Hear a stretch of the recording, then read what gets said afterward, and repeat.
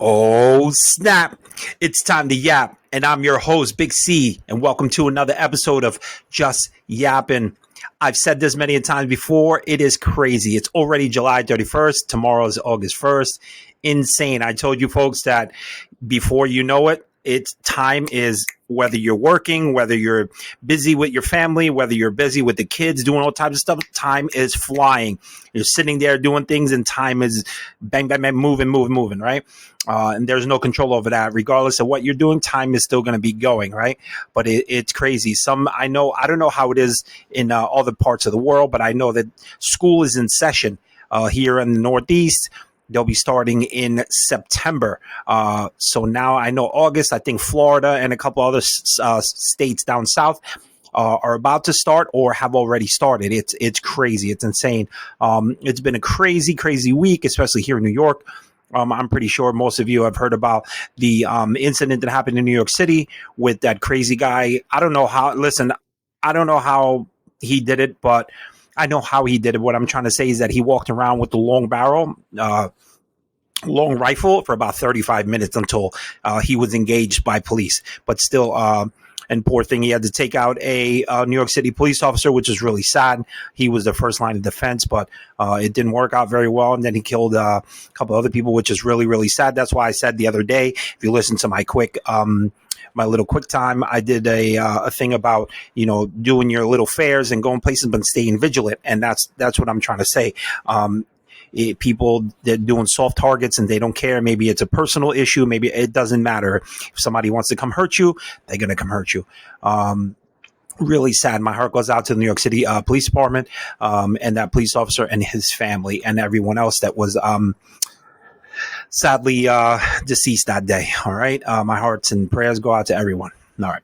Now, I know in this time, especially around the summertime, people want to start investing and buying in homes. Now, I'm going to tell you right now, I'm not a realtor. I'm not an expert in real estate, and I don't want to hear people say, "Oh, Big C told me to buy a house," and now, no. And my thing, you're going to hear it from me because we were able to do it, and time has gone on, and we're still here, and we're happy with this home, and right. So, when we first bought this home, it was a super duper process because I have a friend at work that he was just talking about selling his home to buy another one in another state. And listen, it's not easy. It can be very challenging. You have to really rearrange your credit. There's so many steps. I can't even get into it. It boggles the mind. But people, and I'm talking about those who are first time home buyers, right? Like we were, and everyone else who bought their first home, and those that could really afford it, those that are on a budget to buy a certain price at a certain home and stick with that. And then the rest of the money that they invest later on, they can do fixer uppers and stuff like that, right? Fix their homes like we did in certain things. And then you have those who, that are going over the $800,000-900,000 into the millions. That's different. Though you people already know what you want, what you're buying, and you're going to see it or you're going to have it built and do it and whatever. I'm talking about those that are buying their first home, right? Not from scratch to build.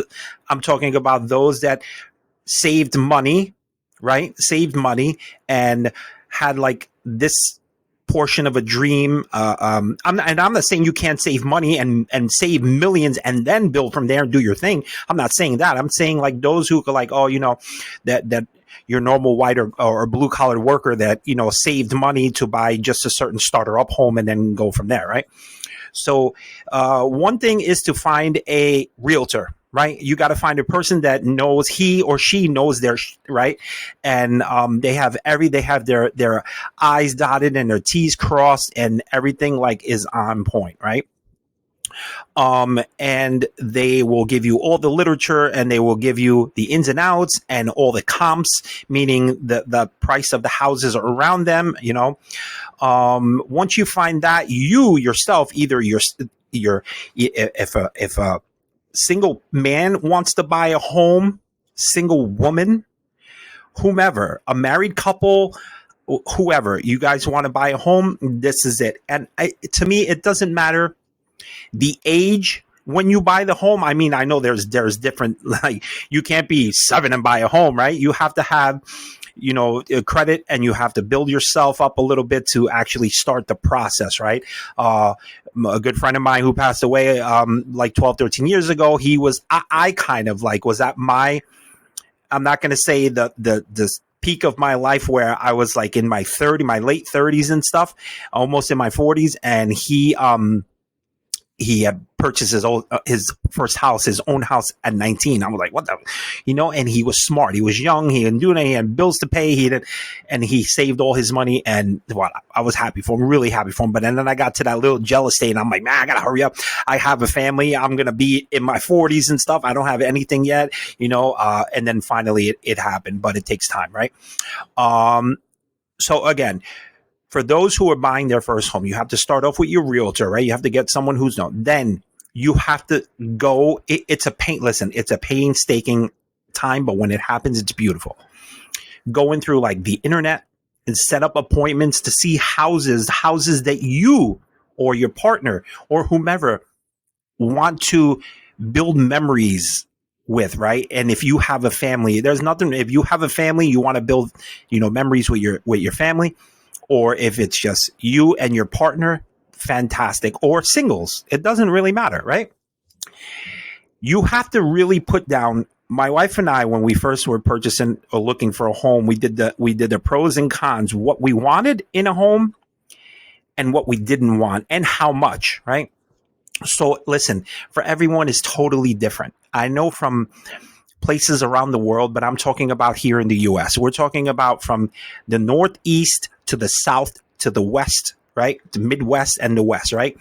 Every home is different, because I know down South, you don't have basements. You only have like just a flat sub, whatever, garage connected and all that other stuff.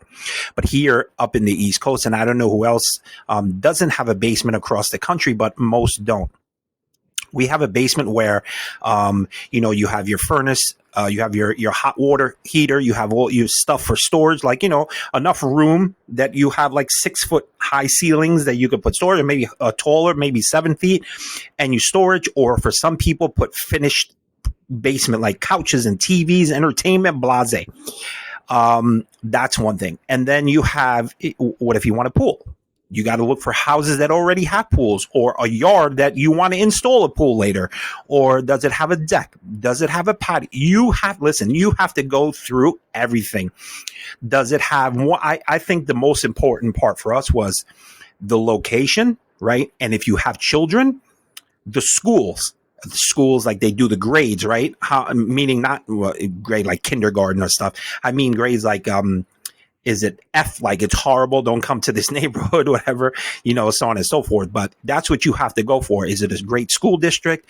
When do they start? Blase, all that stuff. Then you have to think about the public stuff, meaning like is it public water, public sewer? What's the garbage sanitation like? When do they pick up? The fire department, is it paid? Is it volunteer? All that crime, all that stuff plays a huge role in buying your first home.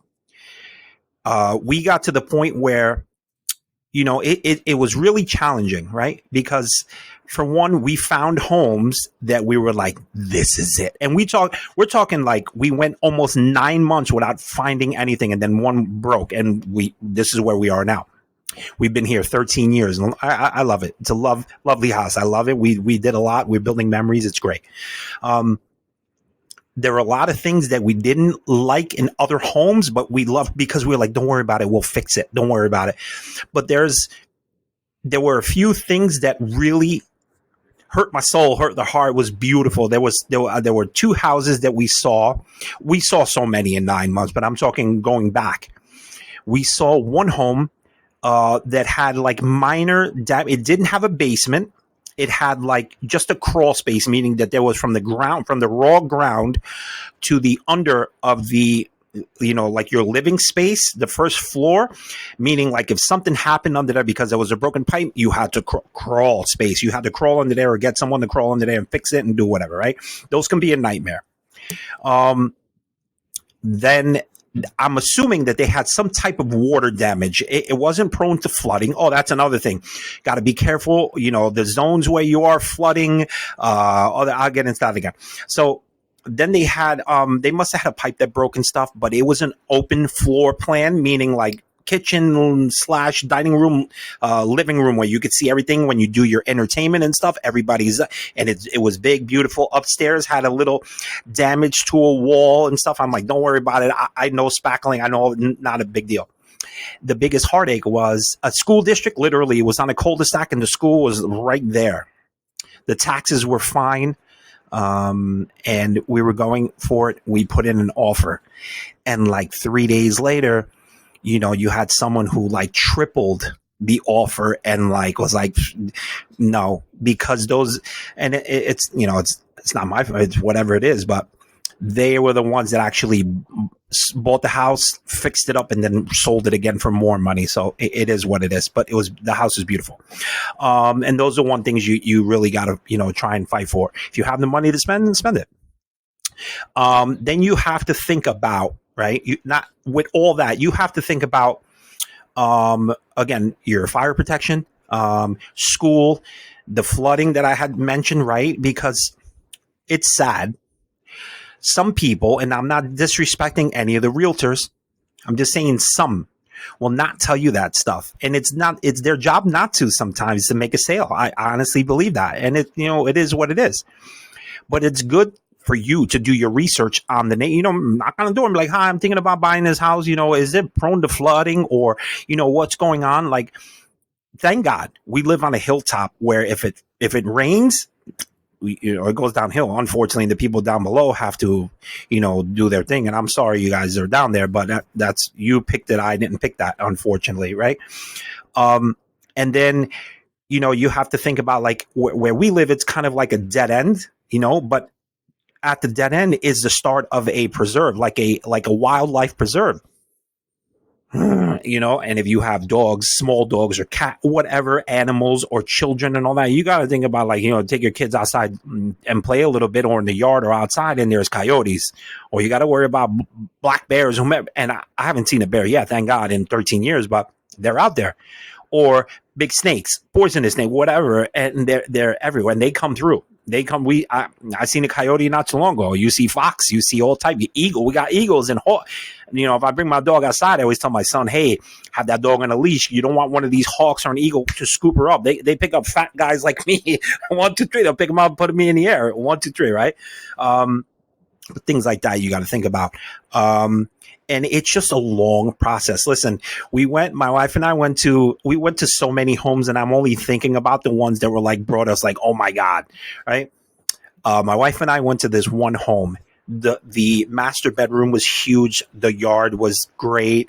A nice area. It was like really quiet, very, very nice. Right. We walked by, and then in the living room, there was this little old lady. She was like, hi, you guys thinking about buying this house? Are you thinking about buying this house? This house? You're thinking about buying this house? And we were like, no. To us, we were like, mentally, we're like, yeah, no, we're not buying it now. Creeped us out. It was like the grandmother to whom, and they were like, grandma, they were like, don't listen to her. That's my grandmother. She's, no. They were like, she's crazy. You think? Nah. And we were like, yeah, it was nice home. Yeah, nah, whatever. Then we go to another home where it was okay. It was doable. There were certain things that we could fix. Is not, they had a separate like walk up stair to a dining room, which was closed off with these old French doors. Beautiful. They had a finished basement, really nice area, was big, all that other stuff. And then I go and because it wasn't a mud room right next to the door. It was a utility closet, like a storage closet. And when I opened it, I called my wife. I'm like, here, there was Santeria. There was like a little like Virgin Mary with a bunch of candles and I was like, hell no. You're like, listen, I'm Puerto Rican. I believe in certain things. My aunt used to do that, little thing, but the crazy witchcraft, I don't know. No. Hell no, No, well, it was for protection or even, I don't want to be around that. Hell no. So again, those are the things that you have to watch out for, even though things you might see it with your eyes and be like, oh my God, it's great. And then you see one thing, you're like, hell no. So you have to keep those things in mind. Something that you know for a fact that you are going to love it. You're going to love it. You're going to, when you invite people over to entertain, they're going to love it. They're going to love it for you. You have to make it your home, right? You have to pick out the furniture. And, let me tell you. So I think that my wife is a hella of an interior decorator. She's really good. Even during the season, she is unreal with that stuff. And I'm not saying that because she's my wife and she's a good looking girl, but she really does, right? I tell her all the time though, I'm like, babe, you walk into this house, it feels like a man doesn't live here because it's all shiny and glittery and like she has like lamps with but I appreciate it because she does that stuff to make the house look great. She buys paintings and she buys this and chandeliers that shine and like rugs that are beautiful and all that stuff. She buys little figurines and stuff. It's great. Like if you walk here at nighttime, like in my house, it looks like a cathedral at nighttime because she got like the little fake candles and stuff, which is beautiful. She has them all over the place. It looks really, really great. So you have to make it yours. You have to have that taste and you have to make it yours. You shouldn't go to somebody's house and judge because they have certain things. And I've been to people's houses where there's dolls all over the place and they're like 60 years old. Take the dolls out of there. There's a collection of dolls. Yeah, I get it. You want to put them in boxes and put them on, but yeah, whatever. And you have to make it your own. You have to make it your own where, again, you're going to love it. You're going to do it. There's going to be, and my thing too, for men and women, my suggestion, I'm glad and I'm thankful that I know how to fix certain things. Like I'm a handyman. Like I know how to do plumbing because of where I work or worked. I know how to do just a little bit of carpentry. I know how to do a little bit of electrical work, like the basics, nothing too crazy. So just, putting in a light fixture, lamp, I'm good, right? I know how to do certain things. I know how to mow the lawn. I know how to, weed whack. I know all that stuff, right? There's certain things I don't know and certain things that I do know, right? And that's one thing that you got to try. If not, listen, Lowe's or Home Depot or even YouTube will show you how to do all that stuff. All you got to do is punch it in. I need to freaking learn how to put a screwdriver into a piece of wood or a drill. It'll show you exactly what to do. And you have to just follow directions and do that. And that's how people learn. That's how I learn sometimes. I don't know how to do it. I'll just go on YouTube and check, and it's there. And you got professionals showing you how to do it, and it's simple. You don't want to go crazy and be like, oh no, how do I build a house and do it from scratch? You don't want to do that because there's certain codes and certain rules and stuff. I'm talking about the little stuff, right? I fixed my bathroom shower, which pipe broke in the back. I had to rip out the wall, put new piping in. I did my toilet stuff. Oh, crazy, And again, this isn't for this episode is not for only people buying their first home, like home where you have land and you have all this other stuff. I'm talking about, you also got to think about like co-ops, a cooperative, which is people who live in like a building, but don't own, if I say this correctly, don't own individual units. Right. Or maybe they own individual units of co-op. A lot of people don't have cooperatives. It's almost like a apartment building, which you purchase. But and then you have a board, like a board of directors and stuff like that tell you what you can and can't do. Silly. So then you have what are they called? Townhouses, right? And then what's the other one? Townhouses, and then I can't think of the other one. But then you have those, you got to think about that. Who's living? If it's a duplex, are you living downstairs? And there's a person, like there's two doors, you're downstairs and the person's upstairs. And then you got to worry about like if something happens upstairs, we've had it to us, thank God when my mother-in-law was alive and my father-in-law is still alive, but he's a little sick. And thank God, when my wife and I had gotten married, they allowed us, they said, hey, why don't you come and stay with us? You can stay downstairs in the finished basement. You have all the other stuff.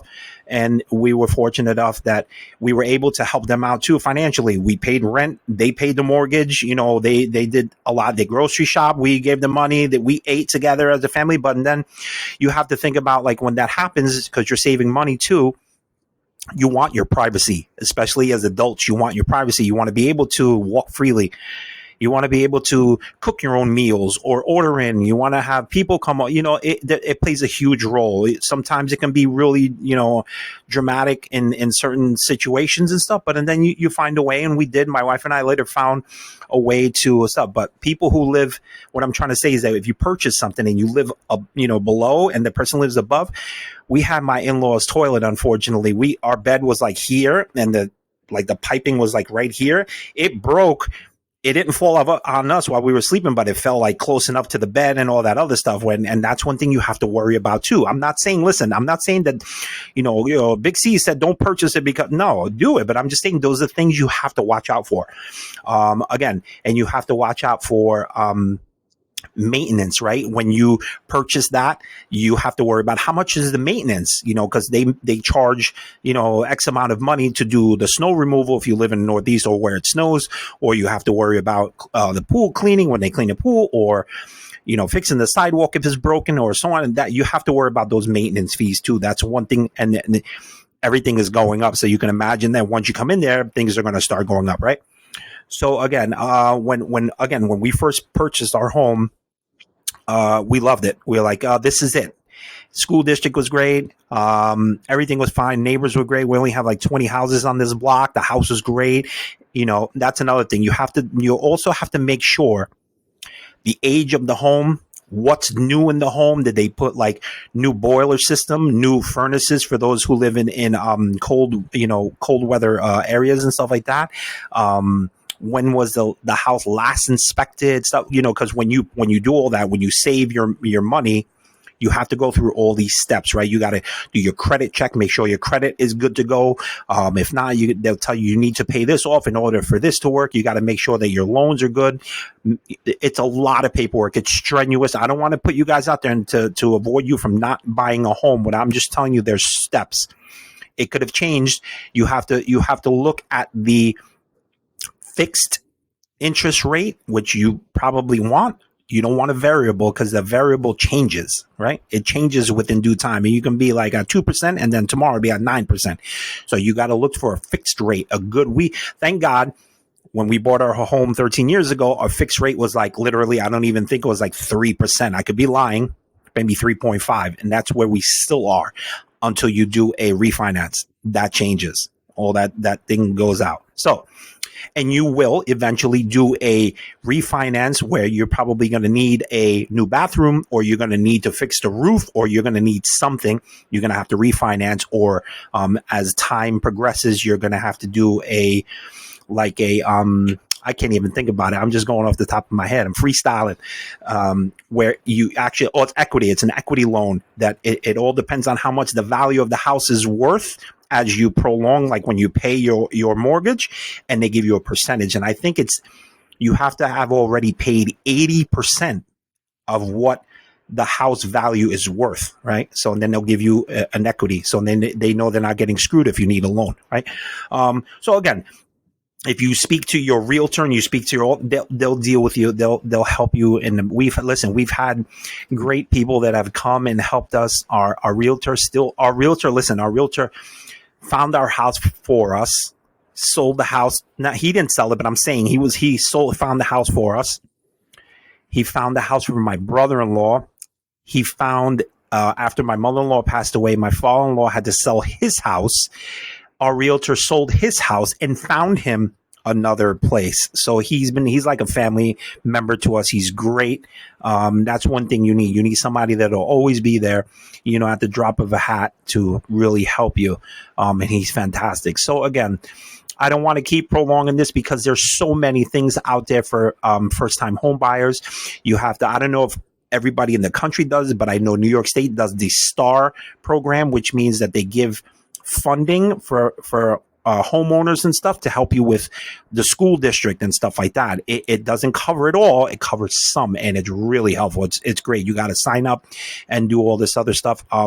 There's other benefits out there, energy benefits from our local gas and utility people. Again, going back really quick, because I know I'm coming on my 25 minutes. You have to look at your utilities. You don't want, I'm saying this for me when we were looking, public water, public sewer, because if you have it yourself, you have to worry about how old is it? When was the last time it was cleaned out, meaning your sewer line, right? You have to worry about when it was cleaned out last. Your water, where's your water? Is it a well water? Is it been tested? So on and so forth. You have to be cautious of that, right? And that's it. You gotta find out everything. You want central air, whether you want, where's the nearest food market? How far is it? Where's the nearest hospital? All those things play a role in buying your first home. So you and your partner, or you by yourself, or whomever, you have to sit down and you have to say, okay, we want this, and just look. And look, it doesn't always work out. It really doesn't. You're going to be like me and be like, oh man, that hurts so bad. But there's a reason for it. So it took us around 9 months to find this house. We've been here for 13 years. We've done some not super renovation, but enough where when it rained, the water would flow back into the house and my basement would flood like this. We have a sump pump downstairs, French drain, all that other stuff. And then, I said, we can't go like this. So we ended up doing a patio, which the patio is level to go that way. So thank God we haven't had an issue in 13 years. Well, 12 years, and all that other stuff. So you have to be wary about those things too. All right. So I hope that I gave you a little piece of advice on your first time. Again, I didn't cover it all because there's so much and I don't want to keep rambling on. You guys shut up, Big C, sorry. And I want you guys to do the right thing and hopefully you're well with the home that you find. Right. And again, I wish you guys well on your home hunting. Don't fight. All right. Don't fight. Because I'm not meaning fist fighting. I'm talking about arguing. All right. Don't do it because it might happen. And just be well. Right. Make sure you do your research because that's very, very important. Again, I'm on TikTok and I'm on YouTube. If you get the opportunity, please like, comment, and subscribe to my page. I hope you guys are doing well. Be safe. And here comes August. Be ready for it. All right. I'm Big C. Peace.